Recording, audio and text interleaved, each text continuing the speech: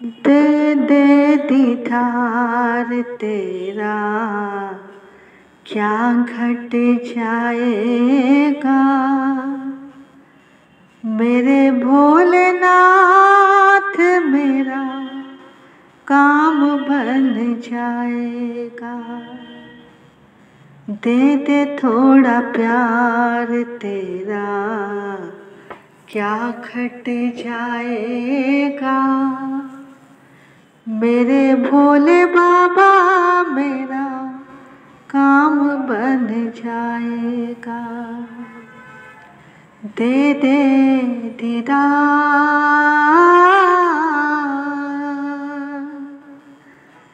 दे दे दीदार। मैंने सारा जीवन तेरी याद में गुजारा है।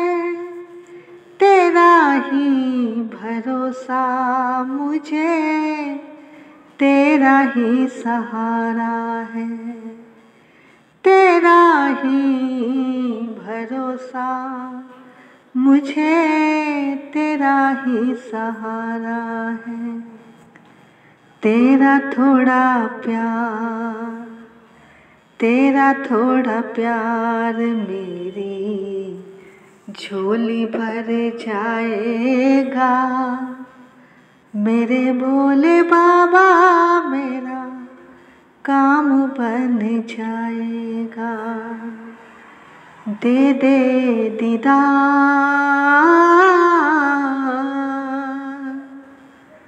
दे दे दीदार।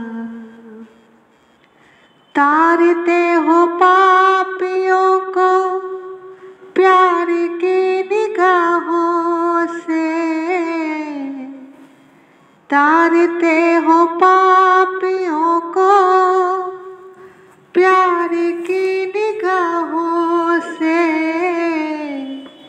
मेरा भी तो जीवन भरपूर है गुनाहों से। हो मेरा भी तो जीवन भरपूर है गुनाहों से।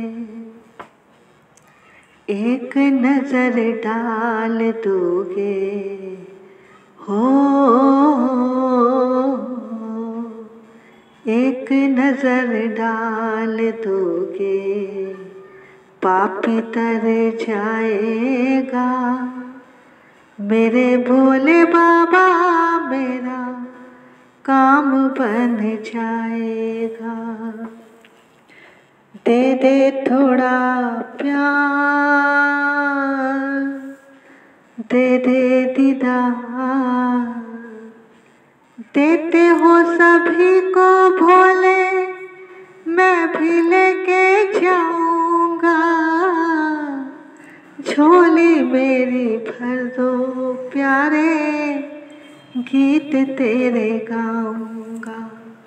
झोली मेरी भर दो प्यारे, गीत तेरे गाऊंगा। आज ना भिखारी दर से खाली हाथ जाएगा। आज ना भिखारी दर से खाली हाथ जाएगा। मेरे भोले बाबा मेरा काम बन जाएगा। दे दे थोड़ा प्यार, दे दे थोड़ा प्यार। दे दे दीदार तेरा, क्या घट जाएगा। मेरे भोले बाबा मेरा काम बन जाएगा। मेरे डमरू वाले मेरा काम बन जाएगा। दे दे दीदार,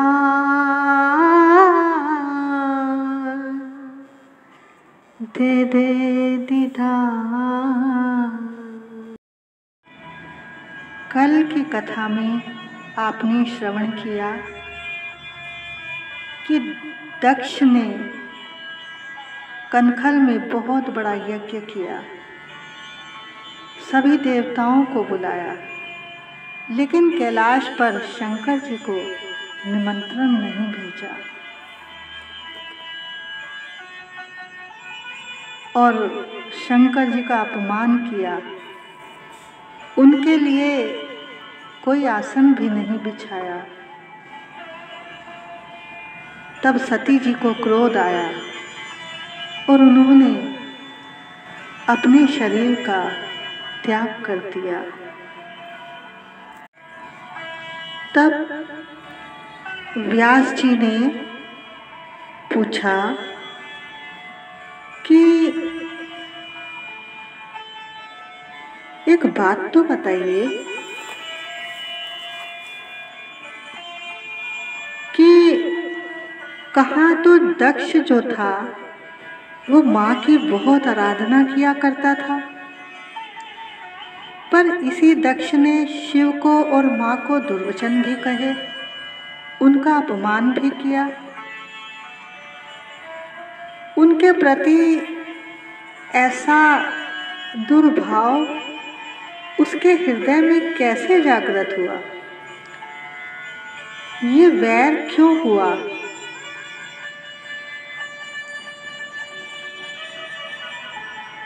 तो कहने लगे, व्यास जी ने बताया कि जब सती जी ने अपना शरीर छोड़ा और ये जो दक्ष के मन में जो वैर पैदा हुआ, इसका कारण सुनो। एक बार दुर्वासा ऋषि माँ को याद कर रहे थे, माँ अम्बा को। तभी माँ ने दुर्वासा जी को दर्शन दिया। जब माँ के दर्शन हुए तो उस वक्त माँ के गले में एक मणियों से जड़ी हुई नील वर्ण की माला थी, जिसको माँ ने धारण किया हुआ था। वो बड़ी ही सुंदर लग रही थी। जब दुर्वासा ऋषि ने उस माला को देखा तो कहा, हे माँ, हे भुवनेश्वरी, आप अपनी कृपा से अपनी ये माला मुझे प्रसादी में दे दो। तब माँ ने अपनी वो प्रसादी माला अपने गले से उतारकर दुर्वासा जी को पहना दी। अब जब दुर्वासा जी दक्ष के घर गए तो दक्ष ने पूछा, ये माला तो बड़ी सुंदर लग रही है, कहाँ से मिली? तब उन्होंने बताया कि माँ अम्बा ने ये प्रसादी में दी है। अब दक्ष के हृदय में भी लालच आ गया। उसने कहा, प्रभु, ये माला आप मुझे दे दो। तब उन्होंने वो माला दक्ष को दे दी। अब उस माला को दक्ष ने अपने शयन कक्ष में रख दिया, यानी सोने वाले कमरे में, जहाँ वो सोता था। अब उस माला की खुशबू सारे में फैल गई। जब रात्रि हुई तब अपनी पत्नी के संग पशु तुल्य कर्म में संलग्न हो गया और माँ की प्रसादी माला भी उसी कक्ष में रखी थी। तो व्यास जी कहते हैं, तभी इसे माँ के अपराध के कारण शिव और सती के प्रति दुर्भाव जाग गया। देखो, भगवान की प्रसादी चीज़ों को पाकर कभी भी इस तरह के पशु तुल्य कर्म नहीं करने चाहिए। मंदिर से यदि माला मिली भी है तो उसे या तो किसी वृक्ष पर टांग दे या किसी नदी में या जल प्रवाह कर दे या गाय को दे दे, पर अपने सोने वाले कक्ष में नहीं रखनी चाहिए। तभी तो कहते हैं, जहाँ गृहस्थी लोग सोते हैं शयन कक्ष में, वहाँ ठाकुर जी को नहीं बिठाया जाता, उनका मंदिर अलग से ही होता है। तो इस अपराध की वजह से इसकी बुद्धि खराब हो गई और ये माँ अम्बा को, भगवान को, यानी दोनों को भूल गया और शिव को दुर्वचन कहे और यज्ञ करवाया जिसमें शिव को निमंत्रण तक नहीं दिया, सभी देवताओं को दिया।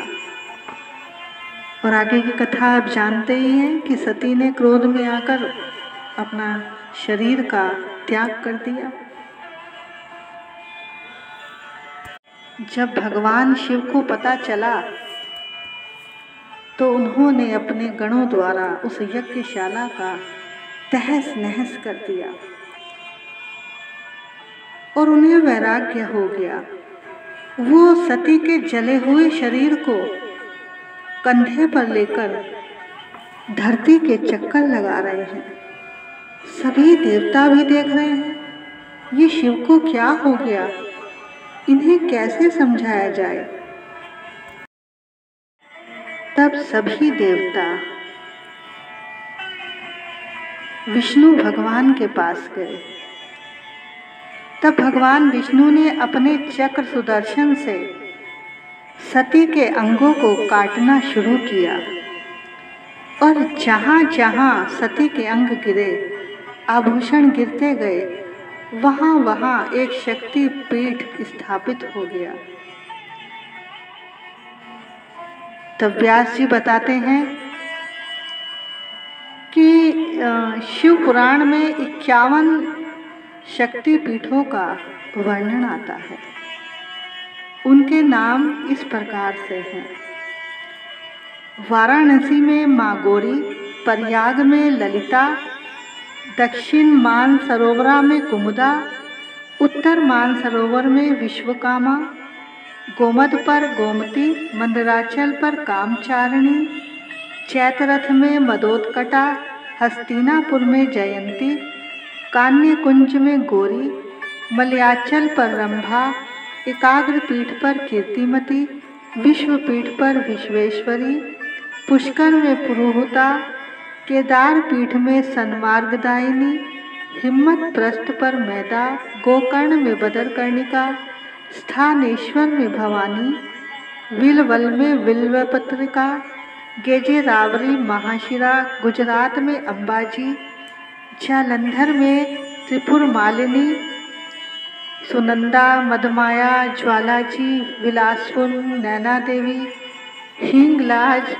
श्रीशैल में माधवी, भद्रेश्वर में भद्रा, वरहा पर्वत पर जया, कमलालया में कमला, जय दुर्गा, महेशा मर्दनी, अंबिका, कालिका देवी, रुद्रकोटि में रुद्रानी, माकोट में मुकुटेश्वरी, मां नंदिनी, रुद्राक्षी, इंद्राक्षी, मायापुरी में कुमारी, कालंजन में काली, शालिग्राम में महादेवी, संतान पीठ में ललिता अंबिका, गया में मंगला, शिवलिंग में जलप्रिया, पुरुषोत्तम क्षेत्र में विमला, महालिंग में कपिला और सहस्त्राक्ष में उत्पक लाक्षी, वृंदावन में राधा, कात्यायनी, उमा, कन्याकुमारी, वाराही, अर्पण, श्री सुंदरी, चंद्रभागा, अवंती, भ्रमरी, विश्वेश्वरी, एक वीरा, हरिश्चंद्र में चंद्रिका, राम तीर्थ में रमणा, ब्राह्मणी देवी, कामाख्या देवी, महाकालिका, इस तरह से इनके नाम हैं। तो भैया जो भी इन शक्तिपीठ के नाम सुनता है उन सबकी मनोकामना माँ पार्वती पूर्ण करती है। जयकारा शेरावाली दा, बोल साचे दरबार की जय।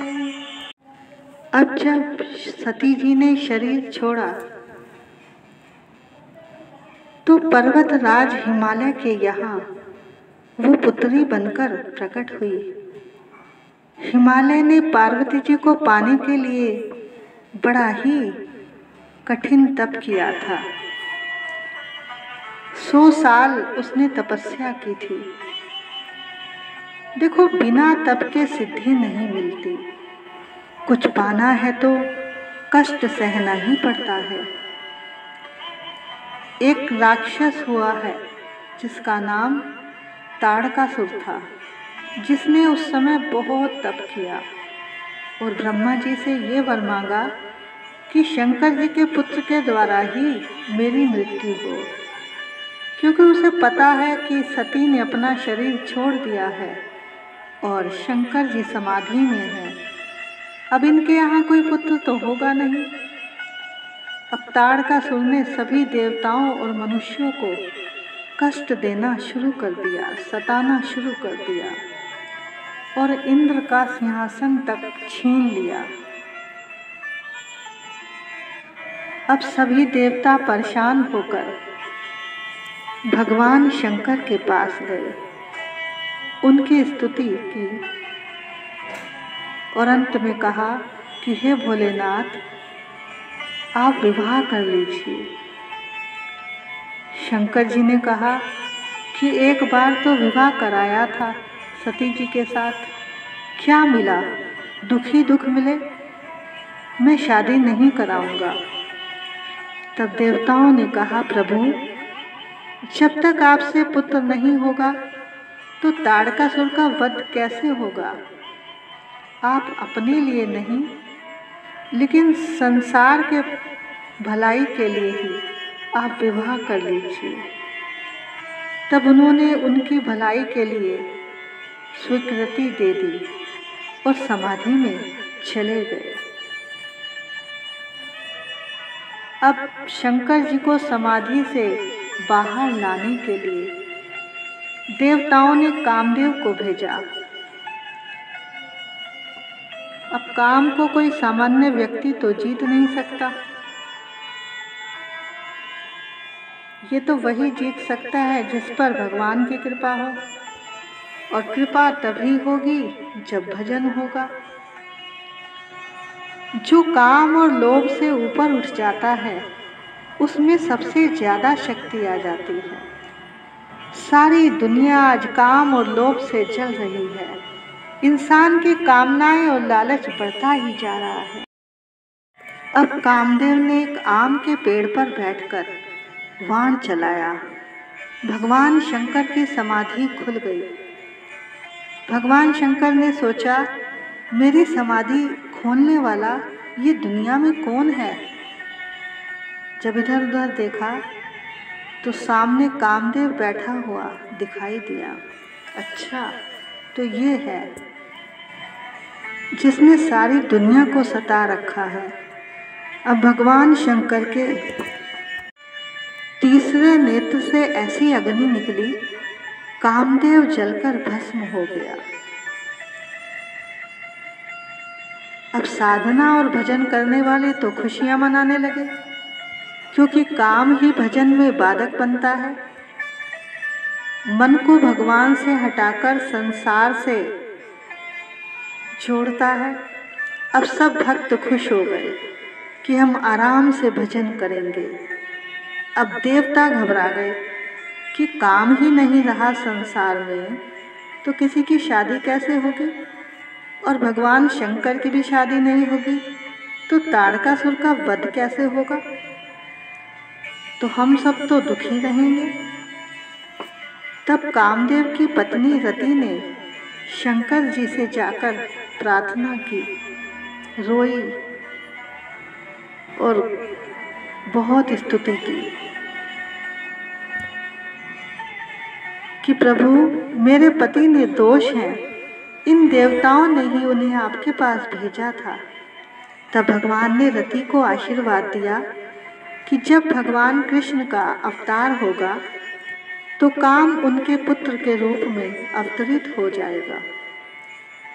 अब उधर पार्वती जी कठोर तप कर रही हैं शंकर जी को पाने के लिए। शिव और शक्ति से ही तो संसार चलता है। जैसे दो तार बिजली के होते हैं, एक ठंडा एक गर्म, उसी से बिजली पंखे चलते हैं। शिव प्रकृति है, विद्या रूपी भी और अविद्या रूपी भी। भजन न करने वालों पर अविद्या का प्रभाव पड़ता है और भजन करने वाले पर विद्या का प्रभाव पड़ता है।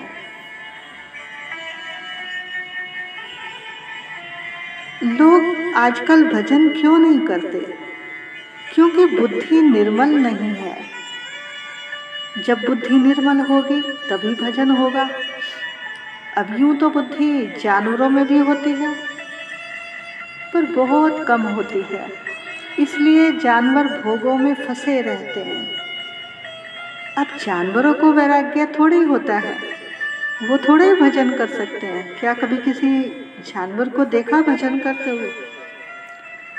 भैया ये मनुष्य जीवन ही है, ये मनुष्य जन्म ही है, इसी में ही हम भजन कर सकते हैं, यही अवसर है। उधर देवी पार्वती जी कठिन तपस्या कर रही हैं।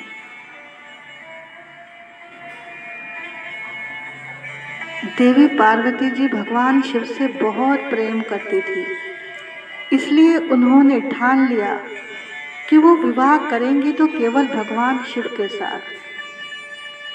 अब भैया भगवान शिव को पाना कोई आसान काम तो था नहीं, इसलिए देवी पार्वती ने इतनी कठिन तपस्या की कि तीनों लोग भी कांप उठे। सती के पास सप्त ऋषि भी आए, देवता भी आए, सभी अपने अपने तरीकों से पार्वती जी को समझाने लगे कि तुम एक राजकुमारी हो और महादेव एक योगी वैरागी, सर्पों की माला पहनते हैं, सांप बिच्छू रखते हैं। अगर तुम्हारा विवाह उनके साथ हो भी गया तो तुम उनके साथ सुखी नहीं रह पाओगी। तब पार्वती जी कहती हैं, मेरी लगी बोले संग प्रीत, ये दुनिया क्या जाने, ये दुनिया क्या जाने। मुझे मिल गया मन का मीत, ये दुनिया क्या जाने, ये दुनिया क्या जाने। क्या जाने क्या जाने क्या जाने क्या जाने। मेरी लगी बोले संग प्रीत, ये दुनिया क्या जाने, ये दुनिया क्या जाने। छवि देखी जब से बोले की, भई बावरी मैं तो तब से, ये कैसी पागल प्रीत, ये दुनिया क्या जाने। मेरी लगी भोले संग प्रीत, ये दुनिया क्या जाने। जब से ओढ़ी लाल चुनरिया, जब से ओढ़ी लाल चुनरिया, लोग कहे मैं भई बावरिया। मैंने छोड़ी जग की रीत, ये दुनिया क्या जाने, ये दुनिया क्या जाने। मेरी लगी भोले संग प्रीत, ये दुनिया क्या जाने। हरदम अब तो रहूं मस्तानी, लोक लाज दीनी बिसरानी। मैं तो गाऊं खुशी के गीत, ये दुनिया क्या जाने, ये दुनिया क्या जाने। मेरी लगी भोले संग प्रीत, ये दुनिया क्या जाने, ये दुनिया क्या जाने। भोले ने ऐसा डमरू बजाया, भोले ने ऐसा डमरू बजाया, सारे जग में आनंद छाया। फिर बाज उठा संगीत, ये दुनिया क्या जाने, ये दुनिया क्या जाने। मेरी लगी भले संग प्रीत ये दुनिया क्या जाने। मुझे मिल गया मन का मीत ये दुनिया क्या जाने, ये दुनिया क्या जाने, ये दुनिया क्या जाने। उधर भगवान शिव ने भी उनकी कई बार परीक्षा ली, लेकिन देवी के तप और प्रेम के आगे भगवान का हृदय भी पिघल गया। सच्चे प्रेम में बहुत शक्ति होती है। अब पार्वती जी ने इतनी कठोर तपस्या की थी, उन्होंने हजारों साल तपस्या की और भोजन का भी त्याग कर दिया और भगवान शिव का ही जाप किया, उनका ही नाम लिया। आखिर पार्वती जी की तपस्या सफल हुई और बड़ी धूमधाम से भगवान शिव का विवाह पार्वती जी से हुआ। बोलिए शंकर भगवान की जय, शिव महापुराण की जय। हर हर महादेव, हर हर महादेव, हर हर महादेव। सब देवों में एक देव, हर हर महादेव। सब देवों में एक देव, हर हर महादेव। सब देवों में एक देव, हर हर महादेव। आज की कथा को हम यहीं पर विश्राम देते हैं। आगे की कथा कल होगी। वृंदावन से सभी प्रभु प्रेमियों को राधे राधे, राधे राधे।